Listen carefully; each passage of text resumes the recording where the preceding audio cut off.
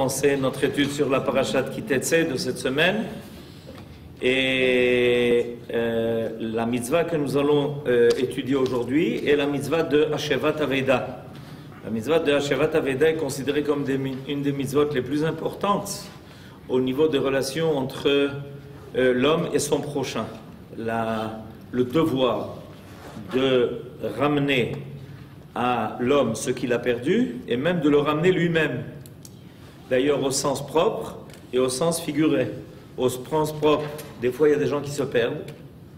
Alors on parle de la mitzvah Hashevat Aveda, ça on enseigne aux enfants, puisqu'aujourd'hui l'école commence, alors on leur enseigne qu'il y a une grande mitzvah de ramener ce qui a été perdu, etc. Mais en réalité il y a une mitzvah qui est encore plus grande, c'est de ramener l'homme à lui-même quand il s'est lui-même perdu, et ça peut arriver qu'il y ait des gens qui ne se retrouvent plus, et à ce moment-là, il y a une très grande mitzvah, parce qu'en plus, ça y a un danger, quand la personne elle-même a perdu son chemin. Et il y a aussi quelqu'un qui a perdu son chemin au niveau moral et spirituel, et pas seulement au niveau physique. Évidemment, la mitzvah de Hashevat Aveda comprend aussi, inclut aussi, la nécessité de ramener l'homme à lui-même quand il a perdu son chemin moral et spirituel. Et ça tombe bien puisque on est dans le mois de Elul. Alors il y a une grande mitzvah de Hashevat Aveda. Maintenant, on va aujourd'hui étudier une expression très particulière qui figure dans cette mitzvah de Hashevat Aveda et qui va nous enseigner un principe important de la Torah. Alors je lis. Lo tireh et shor achicha o et seyo nidachim v'it'alamta mehem hashev v'teshivem la'achicha. Tu ne dois pas voir le bœuf ou la brebis de ton frère égaré et te dérober à eux. Tu es tenu de les ramener à ton frère. Ve'im lo karov achicha elecha ve'lo yadarto va'asafto el torbetecha va'aya immecha ad derosh achicha oto va'ashevoto lo. Si ton frère n'est pas à ta portée, ou si tu ne connais pas le propriétaire, tu recueilleras l'animal dans ta maison et il restera chez toi jusqu'à ce que ton frère le réclame. Alors tu lui rendras.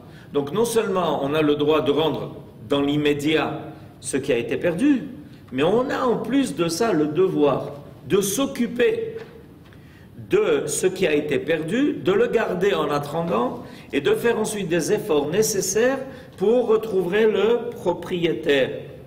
Vechen ta'aseh lachamoro, vechen ta'aseh lesimlato, vechen ta'aseh lechol avidat achicha asher tovad mimenu metzata, lo tuchal leit'alem. Et tu agiras de même à l'égard de ton âne, de son âne, pardon.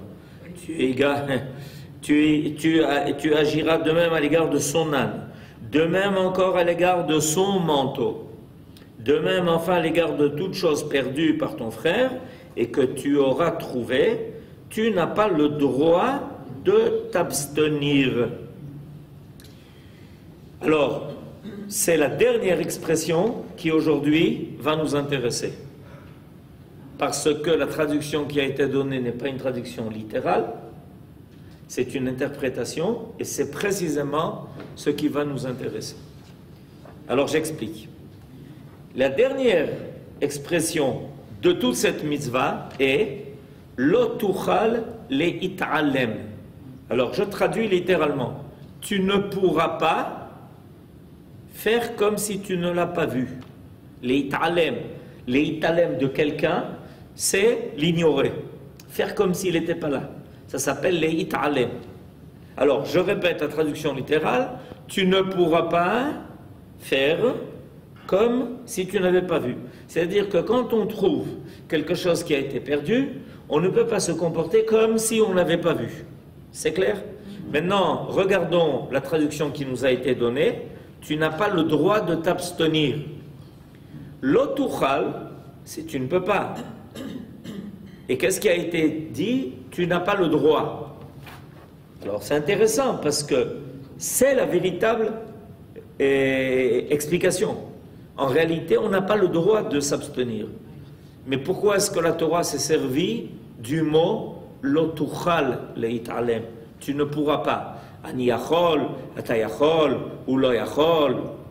D'accord? On connaît bien ce verbe, yachol. Ani lo yachol. D'accord? Je ne peux pas. Et voilà que la Torah, pour dire tu n'as pas le droit, va dire lotuchal. Tu ne peux pas.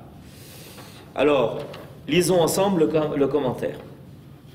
Tu ne pourras pas te dérober. Le commentaire du Rav Moshe Alshich, qui vivait à Tzfat, à l'époque de Rabbi Yosef Karo, 16e siècle, met particulièrement bien en lumière l'aspect éducatif de notre précepte, en révélant toutes les particularités d'expression du verset, et principalement de la formule courante dans le Chumash Dvarim, Lotuchal, que nous traduisons en général, tu ne dois pas, ici, te dérober à eux, mais à laquelle il donne son sens littéral.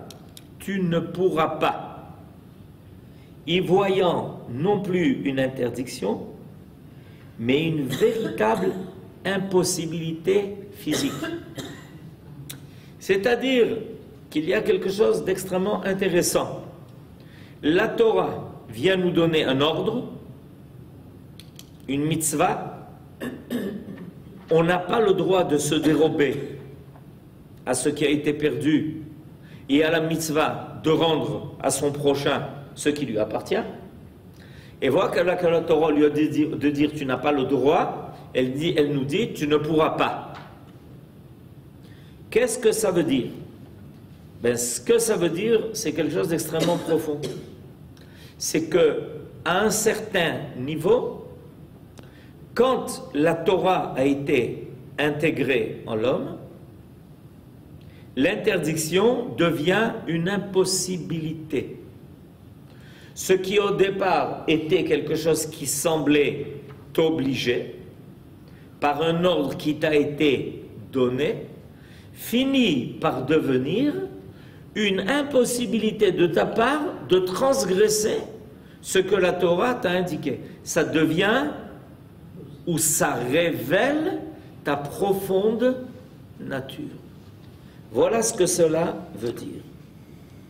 Le Saint, béni soit-il, voulait qu'Israël se distinguât par l'observance du commandement « Tu aimeras ton prochain comme toi-même » et que chaque détail de sa pratique fût inculqué en lui.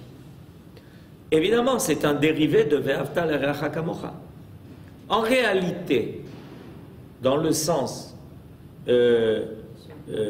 strict du droit, quand j'ai trouvé quelque chose que quelqu'un a perdu, et surtout quand je ne suis pas capable a priori je ne connais pas le propriétaire, a priori il devrait m'appartenir.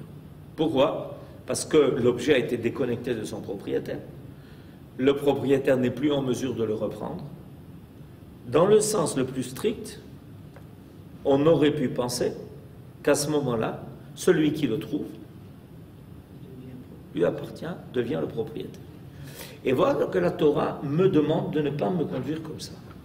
Elle me demande de me conduire, elle me demande d'agir en fonction du principe de Ve'ahavta l'erecha kamocha, qui veut dire, tu aurais énormément souhaité. On a toutes les semaines des gens qui oublient ici des objets au Beth Knesset et qui viennent nous trouver régulièrement pour nous dire « Waouh, est-ce que vous avez trouvé mon diamant ?» Je rigole pas. Ça nous est arrivé. Est-ce que vous avez trouvé mes lunettes? Je ne vois pas. Est-ce que vous avez trouvé mon téléphone? Si vous avez trouvé... Alors le principe de Ve'ahavta l'erecha kamocha, il est très simple. Évidemment, tu aurais énormément souhaité, énormément voulu que ce que l'on fasse avec toi, d'accord, qu'on te rende tout ce que tu as perdu, eh bien, tu es tenu de le faire envers ton prochain. Tu le souhaites. Tu souhaites qu'avec toi, on se conduise comme ça. Alors la Torah nous demande donc plus que le droit le plus strict. Et sans doute, est-il naturellement difficile de se dépenser pour autrui?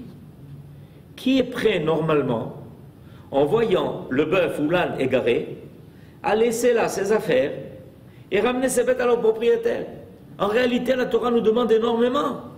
Elle nous demande de prendre ce qui a été perdu, de le garder, si c'est des bêtes, de les nourrir en attendant, de nous occuper d'eux. Ramener un bœuf entre nous, c'est pas une petite affaire. Je ne sais pas si vous vous rendez compte ce que ça veut dire. Et tout ça, la Torah réclame de nous. Aussi, la Torah nous dit-elle, tu ne dois pas voir le bœuf ou la brebis de ton frère égaré au loin et te dérober à eux. Ce qui est la réaction naturelle, habituelle. Laisse-moi tranquille. Je ne vais pas commencer à m'occuper du bœuf et de l'âne, de chacun qui s'est perdu. À l'époque où ces bêtes étaient courantes, ça arrivait très souvent. Le bœuf se détachait de la corde qui l'attachait, l'âne arrivait à se dérober de son propriétaire. Imaginez-vous, bon, de nos jours ça ne marche pas comme ça, mais à cette époque, c'est comme ça que ça marchait dans les villages. Il y avait énormément de situations pareilles. Et je ne sais pas si tu te rends compte combien de temps ça va me faire perdre toute cette affaire. Mais ramener, tu les ramèneras, c'est-à-dire ramener une première fois, et si besoin, tu les ramèneras encore une fois, et si besoin, tu les ramèneras encore une troisième fois. C'est-à-dire que non seulement il y a une mitzvah ici qui demande énormément d'efforts, de mobilisation de la part de celui qui a trouvé, mais il est possible que la personne se doive de le faire plusieurs fois, coup après coup, parce qu'à chaque fois, le bœuf, à nouveau, se détache et se sauve. La première fois, tu agiras ainsi pour te conformer à la prescription de la Torah. Ensuite, c'est de ton propre mouvement que tu ramèneras la bête, poussé par le désir d'accomplir sa volonté, la volonté divine. Ton cœur, en effet, rendu meilleur par ce premier accomplissement d'une prescription, t'entraînera à répéter cette action. En réalité, la Torah attend de nous beaucoup plus que d'être des gens disciplinés. Ça, c'est un concept très européen, la discipline. Mais la Torah n'attend pas de nous d'être disciplinés. La Torah attend de nous d'être des gens naturellement bons. C'est-à-dire qu'après qu'on ait fait les premiers efforts, en nous va apparaître profondément cette nature de vouloir être bon. Et on n'aura pas besoin qu'on nous le répète à chaque fois, qu'on nous le dise à chaque fois, qu'on nous oblige en nous disant « Attention, tu vas transgresser une obligation de la Torah ou tu vas passer sur un interdit de la Torah. » C'est devenu une partie de nous-mêmes. C'est devenu une partie de nous-mêmes. Au cas où ton frère n'est pas à proximité, tu seras prêt à recueillir l'animal jusqu'à ce qu'il vienne le réclamer. On raconte qu'une fois, quelqu'un a oublié des volailles. Et un sage les a récupérées. Et au bout de plusieurs mois, et peut-être plus que ça, la personne est venue réclamer la volaille. Alors, le sage lui dit, « Ah, c'est toi le propriétaire? » « Oui. » Il dit, « Ah, ben regarde, viens prendre ton bien. » Il le fait rentrer dans une étable et il lui montre l'étable pleine de brebis. Alors il dit, « Mais c'est quoi ça? » Il dit, « Mais je vais te dire, quand tu allais, tiens, c'est ta poule, il y a de cela tellement de temps. Entre-temps, ta poule a pondu des œufs. Les œufs, je ne pouvais pas les garder, je les ai vendus. En vendant, j'ai acheté des brebis, et voilà les brebis qui t'appartiennent. Vous vous rendez compte? Il se peut que jusqu'à présent, la bonne volonté dont tu as fait preuve vienne du fait qu'il s'agit d'un animal que tu ne veux pas voir souffrir. Mais toute ta conduite t'entraînera à en faire de même pour un vêtement. Désormais, maintenant que tu accomplis 3 fois la mitzvah en ramenant l'animal à un propriétaire proche, en recueillant celui d'un propriétaire élevé, éloigné, en lui restituant son vêtement. Sache qu'elle a poussé en toi des racines si solides que toi-même tu ne pourras pas te dérober à son accomplissement. C'est-à-dire que la Torah ne s'est pas trompée.